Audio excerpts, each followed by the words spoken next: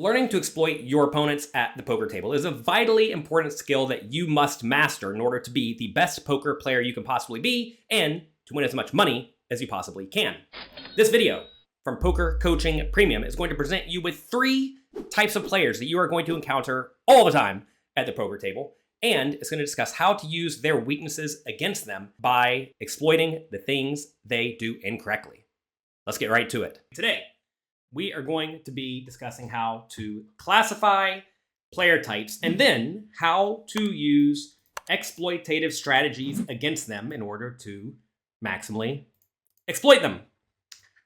I realize that a lot of you have spent a lot of time going through all of the content at PokerCoaching.com, such as the Tournament Masterclass, Cash Game Masterclass, the Advanced Tournament course we just released, and this is all going to ensure that you have good, strong GTO fundamentals. From there, the way you really go about exploiting your opponents is to then use adjusted strategies to take advantage of whatever your opponents are doing wrong. But you have to know where to start to know where you should go. And this webinar is going to be going through logic-based work to help train yourself to quickly classify your opponents and come up with the logical exploitative strategies that you're going to use to beat your opponents.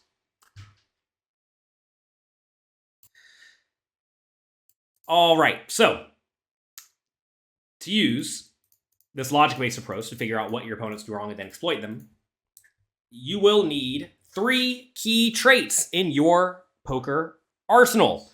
First, you're going to need a strong GTO-based foundation with good fundamentals and good game theory knowledge.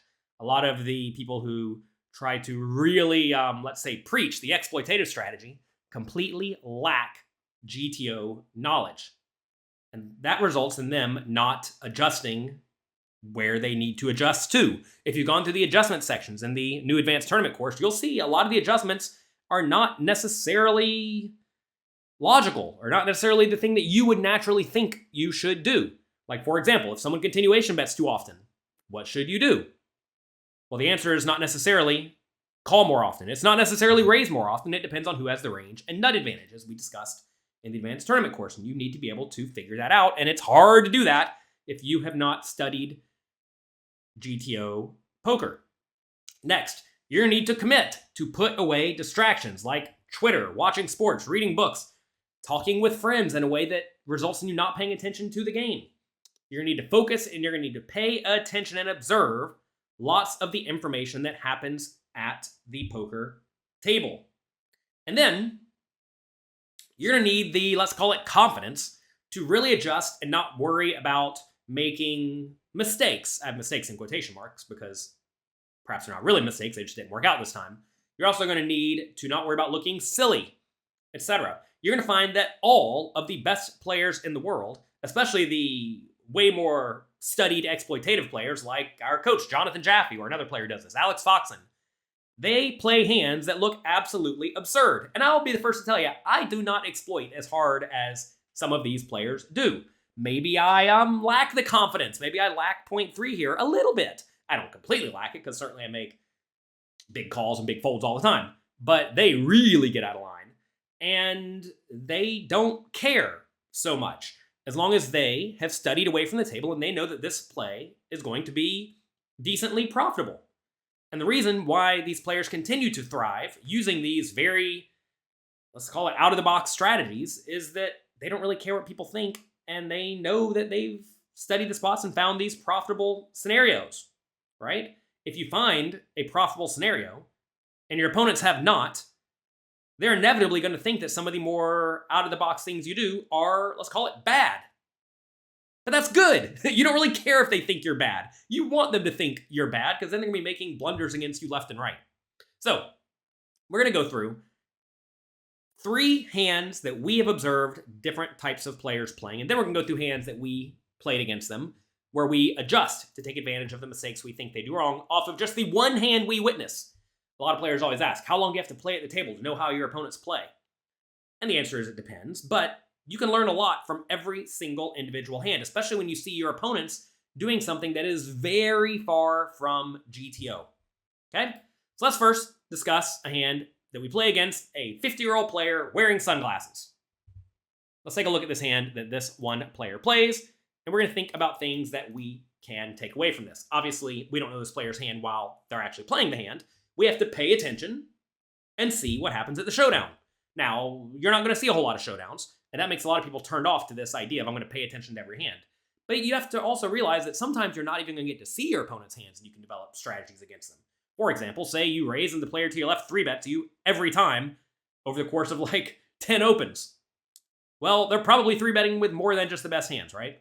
Say a player in the big blind folds to a raise every time for the first 3 hours. They probably don't defend their big blind enough, right? So even when you do not necessarily see hands at the showdown, you can still extrapolate. But when you see hands at the showdown, you can really make adjustments. So here we have this player raising it up. Ace king suited, perfectly fine in standard. Flop comes king 10-6. They check. Our big blind checks. This player continuation bets 3K, which is probably reasonable. Opponent calls. Turns a 4. Big blind checks. This is a spot where with ace king, well, take a second. What should you do with the ace king here? Take a second. Write it in if you feel inclined. This is an interactive training site, you know. I'm glad that all of you are here today live. If you're here watching the recording, welcome as well. This is a spot where we want to continue betting, and we want to bet using a pretty big size. We want to bet an amount that allows us to easily jam the river. If this was a slightly more scary turn, perhaps we could bet even like over the size of the pot. But the thing is when we only have 35K, we don't need to go too big in this scenario. I'd probably go something like 9K here. I think 9K is pretty nice. Notice if we bet 9 and the opponent calls, probably go up to, what, 30K? We'll have 25 behind. We can easily shove river. That seems nice. This player bets 5K, though.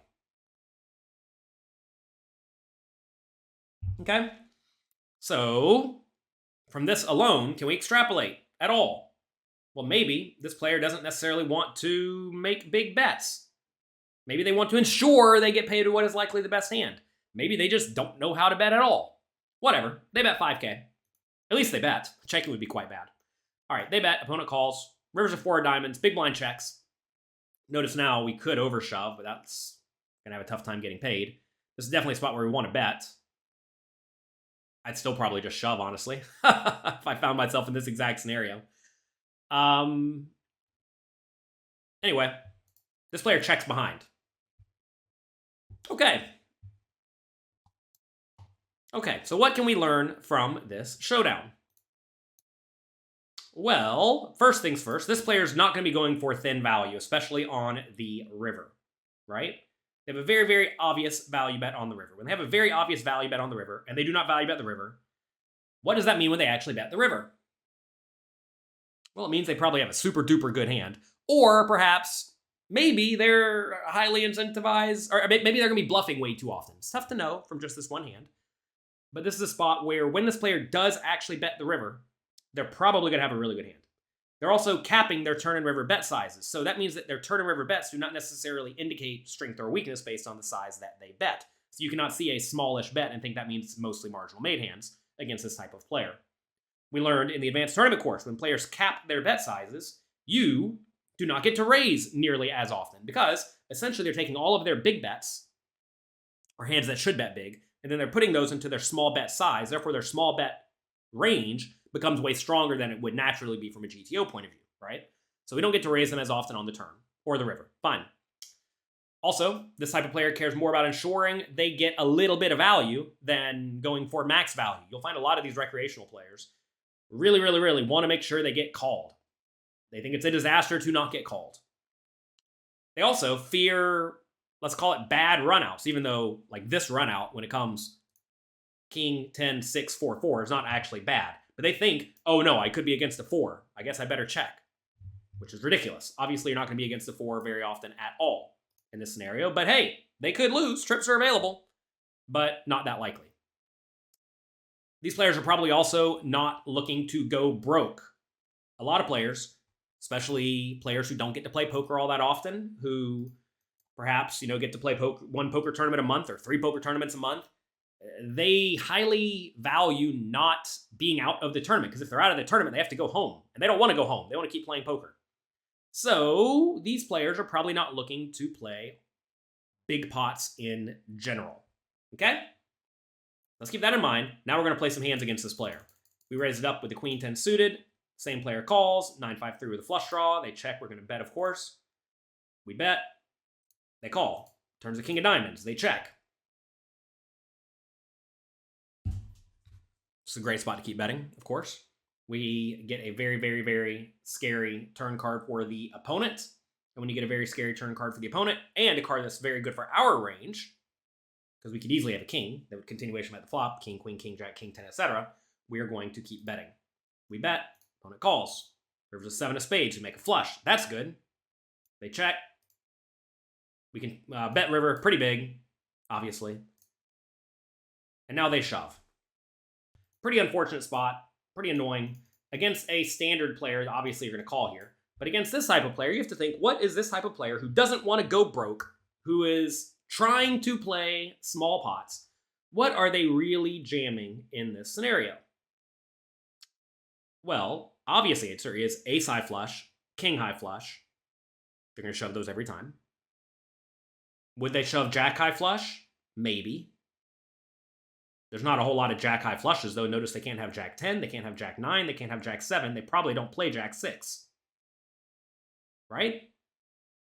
So there's not a whole lot of jack high flushes. Can't have 10 high flush, can't have 9 high flush. They can have 8-6 of spades. Are they really going to look at 8-6 of spades on this river against our quote-unquote big bet? I know it's not that big, but it's big compared to the opponent's stack. Are they really going to take the 8-6 of spades and then jam it? Or the 8-5 of spades? Or the 8-4 of spades? Probably not. What about 6 high flush? Probably not. There aren't even that many combinations of those. So this is a spot where, assuming our read is right, this player is really trying to not go broke. This is just a fold. It's annoying, but it's a fold. Hello again. I hope you're enjoying this video. I wanted to let you know that we are running a New Year sale right now at PokerCoaching.com that will give you complete access to everything on the site if you sign up for Poker Coaching Premium. You can get access to content just like this video, and also our gigantic brand new advanced tournament course, and also our cash game masterclass. Head over to PokerCoaching.com/New Year right now to get up to 58% off. Let's get back to the video. Notice we do not block the logical ace high and king high flushes all that often at all. And they're probably not jamming for thin-ish value with a bad flush. And even if they are jamming for thin-ish value with a bad flush, there's way more combinations of ace high flushes and king high flushes than the lower flushes. Unless they're playing like, 8-2 suited, but a lot of these types of players who are trying to not go broke and trying to play small pots, they only play 8-2 suited to begin with. So I think this is just a fold. Yeah, we're getting great odds. Yeah, we're at the top of our range. But that doesn't matter. You have to realize that if you put this into even a program like Equilab and you give your opponent all ace high flushes, king high flushes, and jack high flushes that make logical sense, they're probably not playing jack 2 suited, right? If you give them all of those flushes that make sense, we're not getting the right pot odds to call. If you give them all the flushes, we're probably barely getting the right pot odds to call. We need this player to be bluffing sometimes with nothing, with like the ace of spades blank to make a call here. Or overvaluing with something like a set. But remember, this type of player is not going to overvalue a set. Here they realize, oh my god, board's bad. I lose to the 8-6, and I lose to the flushes. They're not going to be jamming with a set. So if they're not jamming a set, they're not jamming bad flushes. And they're not bluffing it often enough. Which, is the one thing we're not necessarily sure about because we've only seen one hand from this player. This is just going to be a fold. Now, if you've seen this player not bluff very often at all in general, this is even an easier fold. The only reason this is even close to a call is because if you give them the random hand like ace of spades 9, they may decide to bluff it. But most people with a 9 won't even bluff it. They'll just check and then call. Especially players like this who aren't trying to go broke, right?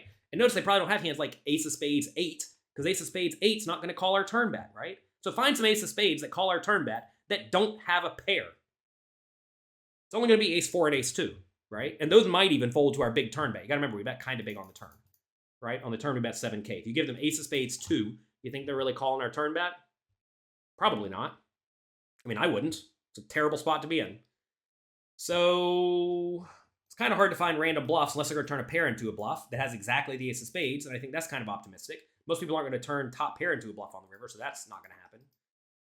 So, like, you can't find any bluffs, and there's not a whole lot of logical value hands that are worse than ours, even though we have the literal queen high flush. This is just a fold. It's an easy fold, given what we know.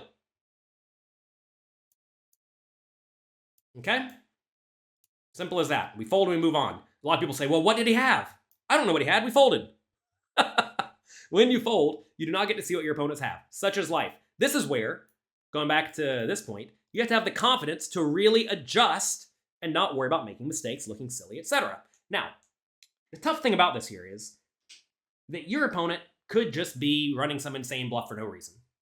Maybe they have a strategy in their head where when it runs out of 3 flush, they're just going to run a lot of bluffs. But you got to realize, we do have a lot of ace high and king high flushes ourselves. So we're not going to go around folding the ace high or king high flush. And, you know, that we're still going to be drastically overfolding, but this is not a great spot to bluff in general because we have lots of nuts in our range. So you got to be okay with folding there. All right, this player raises. We 3-bet pocket 10s. This might even be a player you don't even want to 3-bet 10s against in general, but whatever. You don't necessarily want to 3-bet 10s here because if you get 4-bet, it's really bad.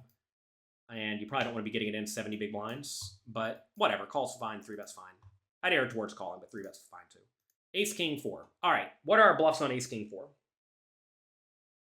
First things first, we have to ask, should we be betting here most of the time? And I think the answer is definitely yes. We have a lot of aces, and we have a lot of good kings, and we have not a whole lot of garbage.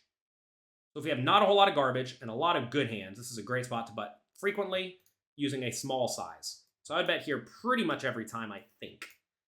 The logical bluffs are going to be the gut shots, right? Whatever gut shots we have. Obviously, we don't have like 5-3 and 5-2, so we're going to have queen jack, queen 10, jack 10. We don't 3-bet all of those. We may not even play a lot of those in this scenario, which is definitely worth noting, because we're going to call a lot of the suited connected ones, and we're going to fold like jack 10 offsuit. So we don't actually have a ton of those, so keep that in mind too. We don't actually have a ton of the offsuit hands.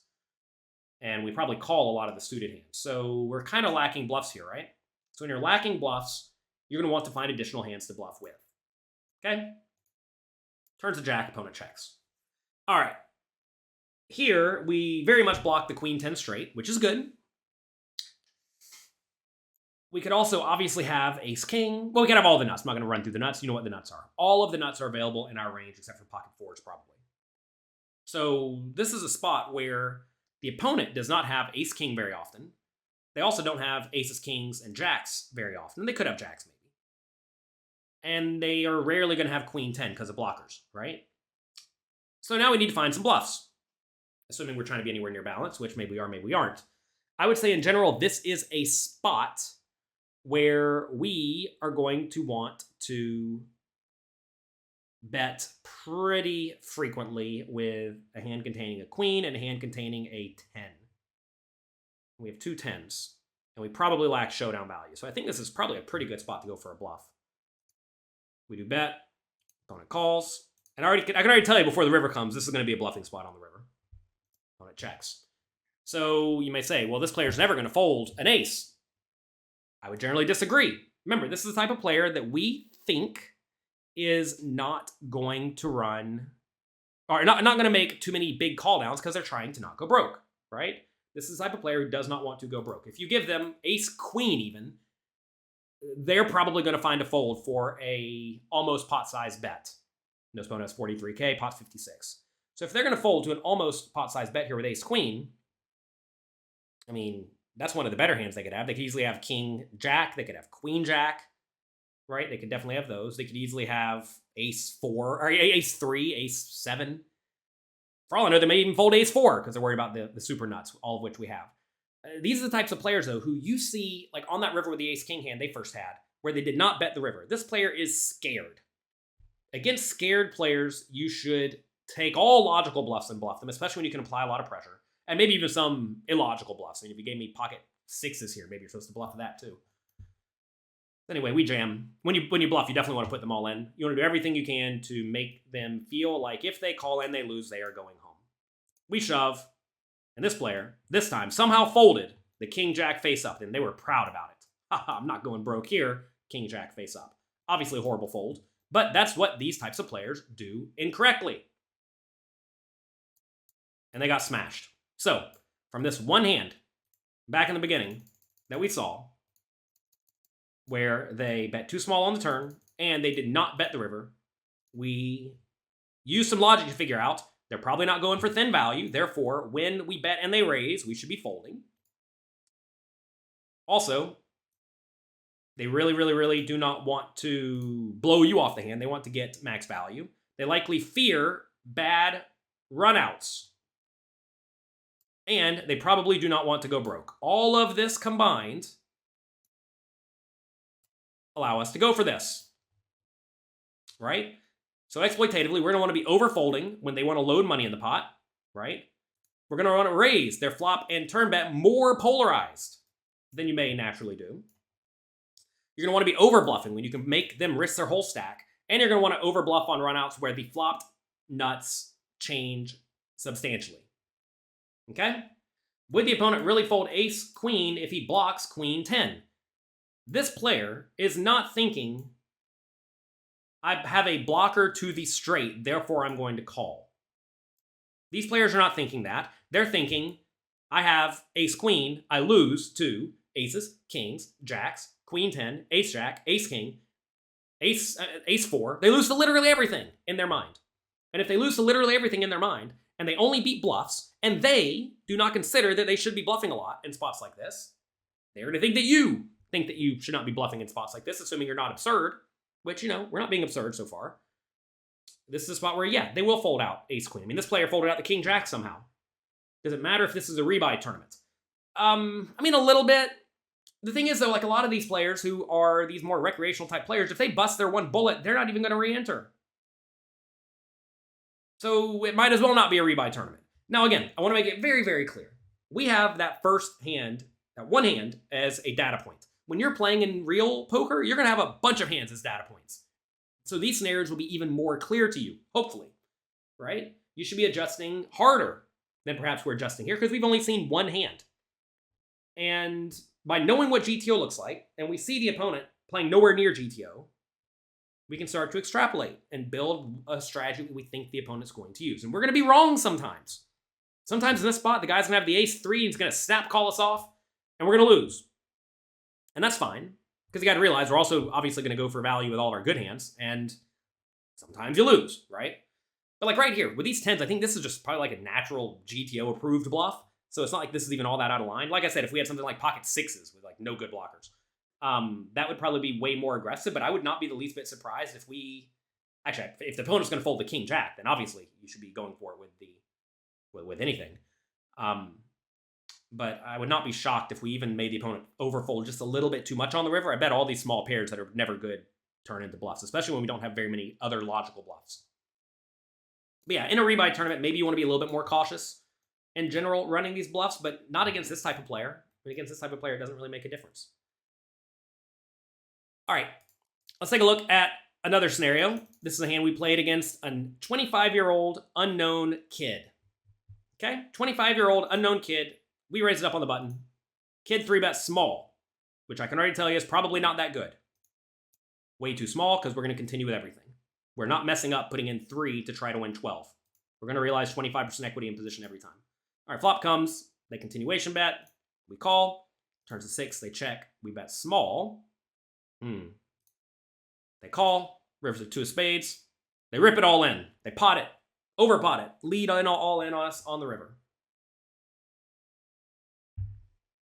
We fold. And then they show us.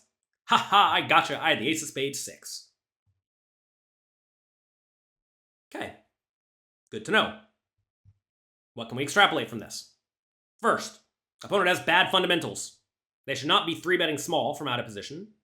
And they should not be 3-betting the ace-6 offsuit from out of position. Okay?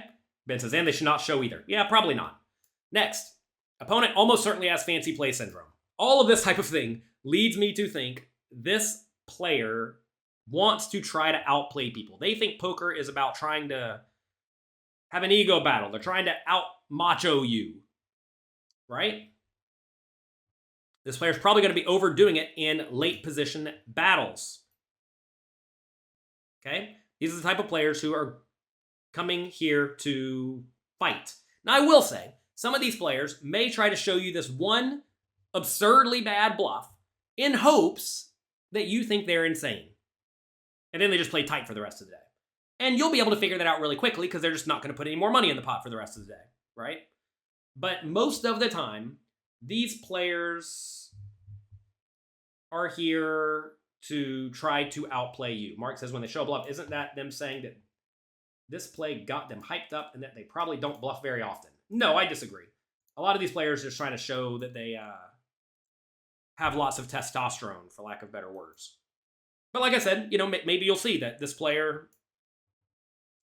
doesn't bluff all that often. If they don't put any more money in the pot, then recognize, right? This is where you got to pay attention. So let's keep that in mind. We raise it up, king, 10 of spades, player calls, king 6-6, they check. We should continuation bet frequently and tiny. You should know this from the advanced tournament course. We discussed this exact spot. Thought I'd be betting minimum pretty frequently. They raise to 4K. Take a second, think about it.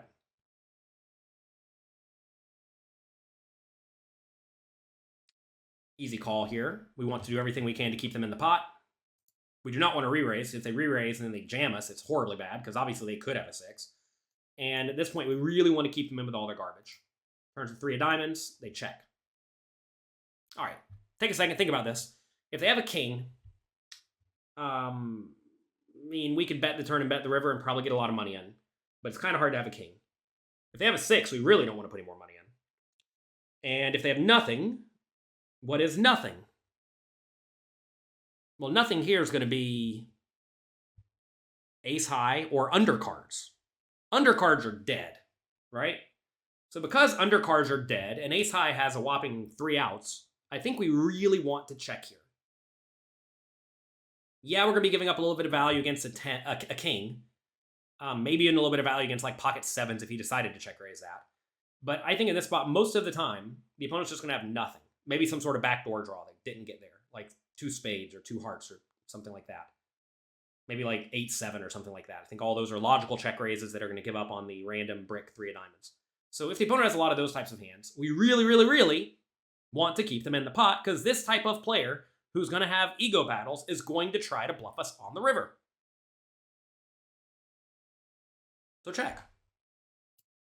Because he can't get any value off the 8-7 anyway, right? River's a 9. They bet 8K. Kind of big. If they check, we would definitely bet. And if they check, shove this all in, we would definitely call. Here, though, when they bet kind of big, I think we just need to call because we obviously could be beat by random king 9, by pocket 9s, by a 6. It got tricky. So just call. They have real air ball, jack 8 offsuit, stone nothing. Good. Notice if we bet the turn, they probably would have just folded.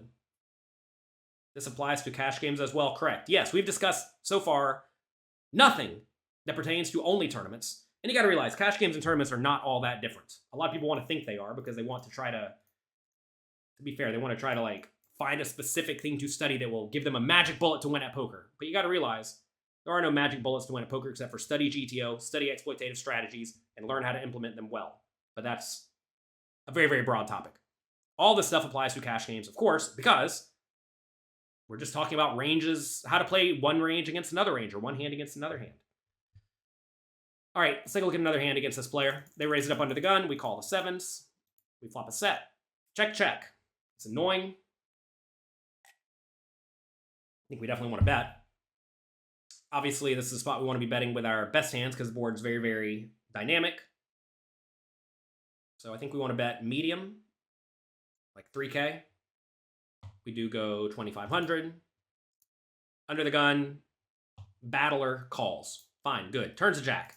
They check. Okay. They check, call, flop. They probably don't have a jack. They probably have a hand like an underpair or ace high. Notice if they have a jack, we're going to get all their money anyway because they're going to bet the river, we're going to jam, and they're going to call. So we don't really care about the jacks.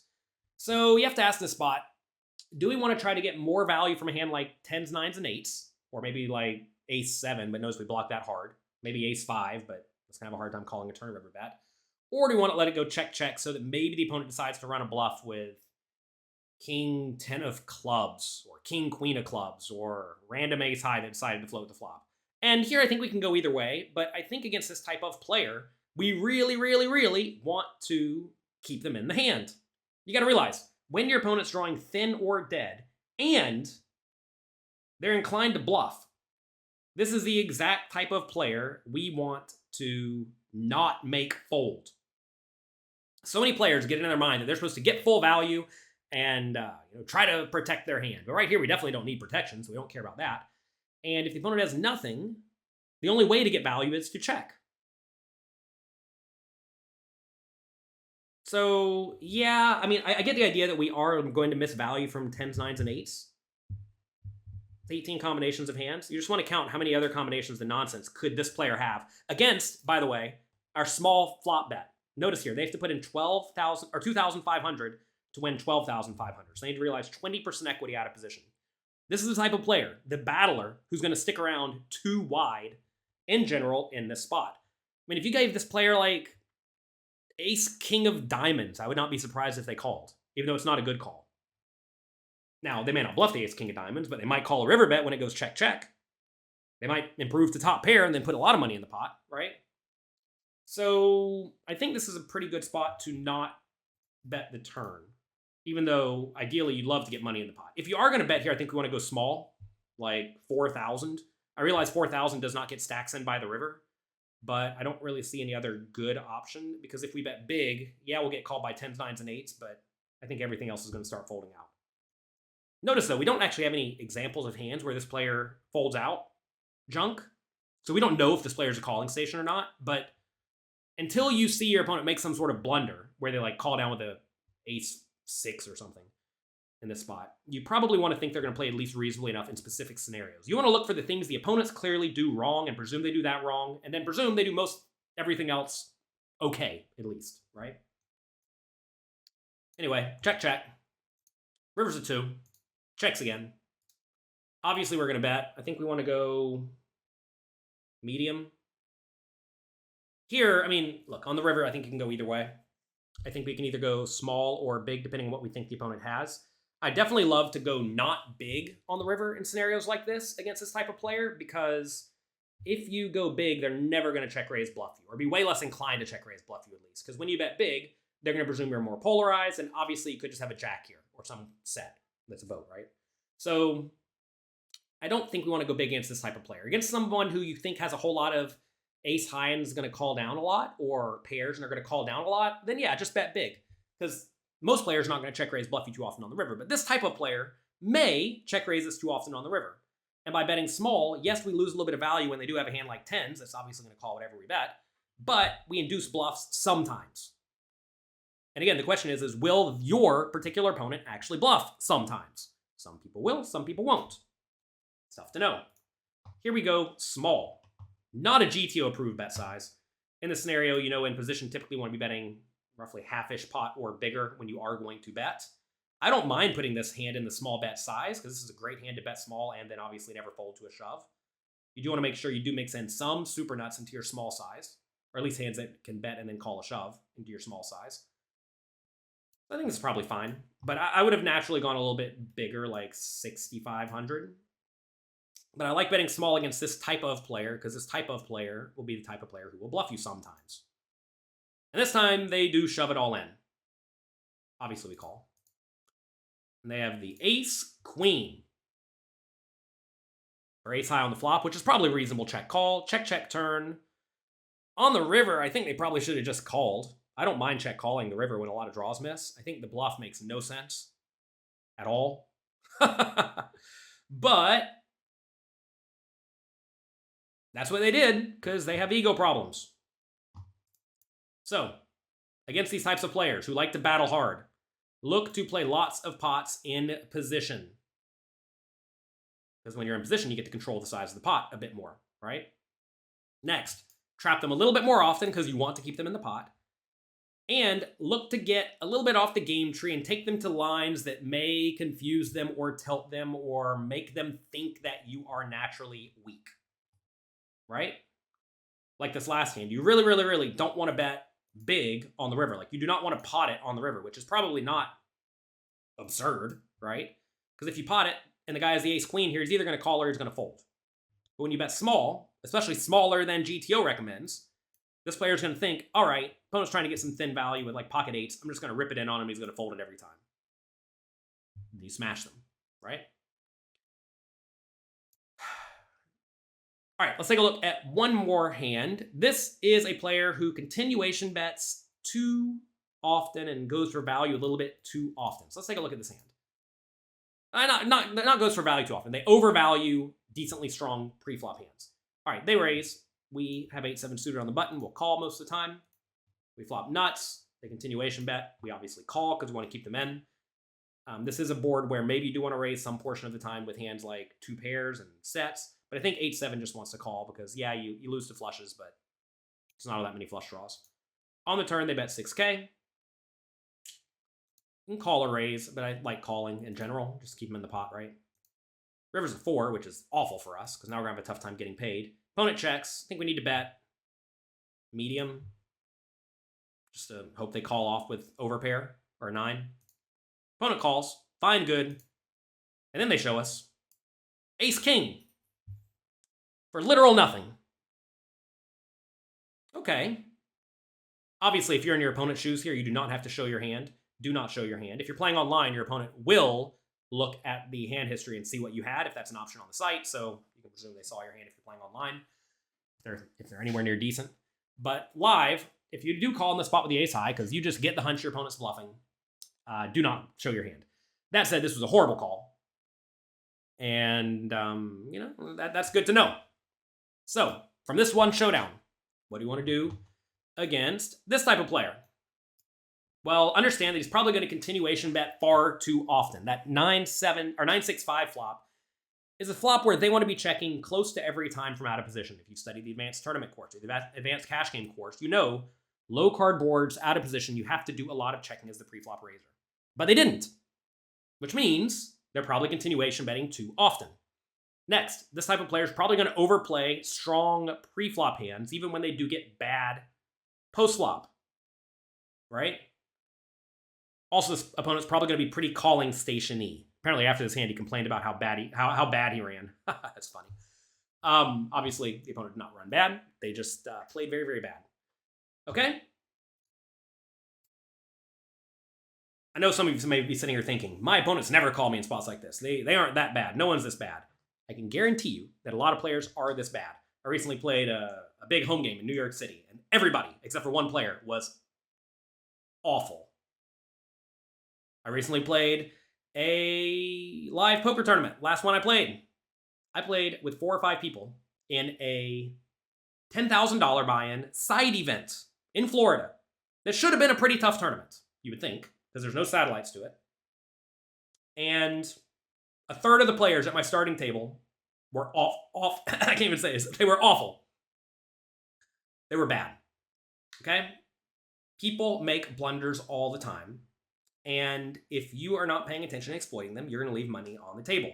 And the thing is, a lot of people who think their opponents don't necessarily make errors this big is because they're not paying attention. Okay? Let's take a look at this hand now. This player raises. We have king 7 suited in the big blind. We call. Jack 7-4, 2 spades. We check. They over continuation bet. Not with size, but probably with frequency. This is a board they probably don't want to continuation bet every time, but they do.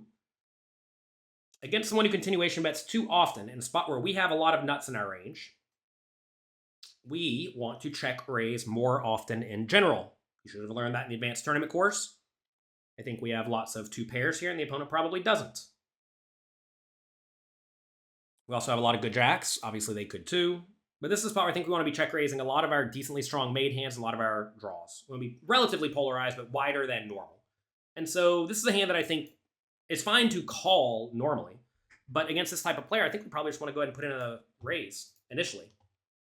We do check raise. Kind of big on the dynamic board because the board's likely to change on the turn. Opponent calls. Okay. So when we check raise and they call, we're fine with this spot. We don't love it, but we're fine with it. I think a lot of players get it in their heads that, all right, I check raise and they called, I must be behind now. Well, if that's your logic, I check raise and they call, now I'm behind. You probably shouldn't have check raised to begin with. So this is a spot where we are going to want to be check raising when we are actually like happy enough getting called. You have to realize against this type of kind of sticky player, yeah, they could have like pocket eights and think it's the nuts, but they could easily have an underpair. They could easily have ace high. So we're okay with this. That said, we don't want to just load our money in, because if we now load our money in on the turn and the river, well now, and they do call us down, we're probably not in good shape anymore. So this is a spot where we get value on the flop, we protect our hand from various bad turn cards, and now we're going to want to be checking the turn. They check it back, which is great. We probably have the best hand. I will be value betting on the low rivers most likely. Ooh, we got a good river.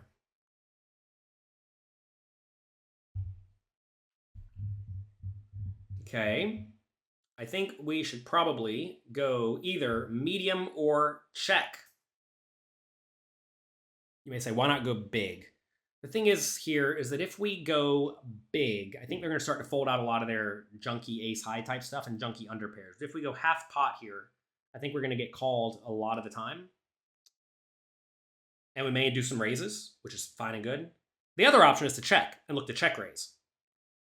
And normally this king, well, so look, this is a weird spot because we check raise and we expect the opponent to call the flop check raise kind of wide, right? So what is kind of wide going to mean? Are they going to call the check raise with ace king, king queen, king 10, especially with draws? Well, they can't have king 10 of spades, but they could have king 10 of diamonds, right? They could have random king queen that decided to float. Obviously, probably not, but they could. They could have random king with queen of spades that decided to float, or ace of spades king that decided to float. And if we bet and they do have those hands, they're going to just call, right? This is a weird one. I think we can go either way between like half pot or check shove. If we bet half pot and they raise us, what do we do? You don't fold. You're not folding here. This is an annoying spot, but here there are a lot of busted draws available, and the opponent may go for value with ace king, king queen if we bet medium. If we pot it and they shove, it becomes way worse, right? But when we go small and they shove, they may think a hand like ace king is good because this type of player overvalues the ace king. So anyway, I would either check or bet small here. Maybe even like 5K is good to try to get called by ace high. Or like pocket sixes. Maybe 7K. I like 7K now that I'm thinking about it more. I think that'd be a pretty nice exploitative size. Anyway, we check this time. Fine. They bet 10K. I think this is a pretty easy shove. If they bet 20K on the river, it's probably way closer to a call. But when they go smallish, this is going to be a king almost every time.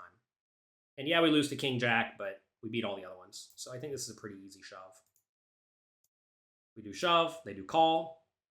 King 10 backdoor flush draw. Got him. If we did bet river, notice they would have just called, of course. So that's nice. So we got the check raise in. I do realize that checking will lose value from a hand like pocket sixes, but you don't get a whole lot of value from pocket sixes anyway. So interesting spot. All right, next hand. King jack, same opponent. They raise. We can call or 3-bet. Either one's fine. 4 people to the flop. King jack 2. And this player continuation bets half pot. When this player goes half pot into 3 people, they probably like their hand a little bit too often. So given they have a range that should be pretty strong, and the board's extremely dynamic, I think we just want to raise immediately, right? So the question now becomes, how much should we raise? I think any raise at this point will essentially commit the opponent. So we want to make sure we give the opponent plenty of room to do something silly with some nonsense, while also giving them good odds to call with hands that are drawing thin or dead, like ace jack, right? So I think we want to go to something like 12K. I don't think we want to go big, because you have to realize, like, yeah, we do lose to some, or we are going to get called by some draws, but there really aren't a ton of draws available. And if we do, it's like whatever. I don't think we want to go big like 17K though, or 15K even. 15K is not big in relation to the pot, but I don't think we want to go too big in this spot, because if we do go, let's call it too big, then we're going to start to get the opponent to fold out stuff like queen jack. Remember, this player continuation bets too often, right? So because they continuation bet too often, the range is going to contain far too many marginal made hands, right? So like this is a spot, if they do have a hand like queen jack, they should just check, right? But this player is going to bet, and I want to make sure we keep them in with their queen jack because they're dead, right? So normally you're a little bit more concerned about just getting money in against a strong range, but this player's range should be some amount wider than normal. So if it's some amount wider than normal, we are going to want to give them better odds because their range contains too many hands that we are smashing, right? You don't really care what odds you give your opponent if they're drawing thin or dead. And this player's going to have more hands in their range that they're not going to fold to a raise that are drawing thin or dead. Okay? We go 11. They just rip it in on us. Obviously, we're going to call here. They're going to show us a lot of ace-king, king-queen, aces. Good draws. That's about it. I don't think we're going to see stuff like ace-queen. I don't think we're going to see ace-jack. I don't think we're going to see queens. Notice we block kings and jacks, so it's like whatever. They're going to show us twos sometimes. We're going to lose. But easy call. Ace and ace. We win. Good. So anyway, against this type of player who is going to be over continuation betting and also overvaluing, you want to look to play a lot of pots in position. You're going to find that very often, when you know mistakes your opponents make, you want to play in position because that's going to allow you to really, really, really capitalize on whatever it is they do wrong. Against this type of player who overvalues pre-flop hands, you're going to want to go for maximum value with your hands. You're going to look to check raise on the flop. Just more often in general against players who continuation bet too often. We have a whole section in the advanced tournament course on how to play against players who continuation bet too often. So please check that out. I actually learned a decent amount in the process of making that because there are some spots where you check raise way more often and some spots where you should be calling way more often, depending on who has the nut advantage for the most part. And you're also going to want to be fast playing big hands that want more protection in general against this type of player. But you see, in this webinar, we looked at 3 hands, 3 different players played wrong. And then we already made pretty big adjustments, right? I'm telling you, I get questions every day about how do you know if you should be adjusting or when you should be adjusting. And the answer is, when you see someone make a blunder, and in all these 3 hands we witnessed, our opponents made clear mistakes from a GTO point of view, you want to ask, were they doing this to take advantage of their particular opponent? If they were not, they just think this is what they're supposed to do, then it means they have big holes in their game. And if they have one hole, sometimes they have multiple holes, but you don't necessarily know what they are. But you do know from that one hand a few things they do very incorrectly. And that's all you need to make an adjustment. All right, that's going to be it for today. So good luck, have fun, make the most of your opportunities, and I'll talk to all of you next time. Bye-bye. I hope that you learned a ton from this video about how to exploit the specific types of players you are very likely to encounter at the poker table. If you did enjoy this video, do me a quick favor, click the like and subscribe buttons down below for more content just like this. And also, do not forget that we are running our New Year sale right now for Poker Coaching Premium. Head over to pokercoaching.com/New Year right now to get up to 58% off. Thanks for watching, and I'll see you in the next video.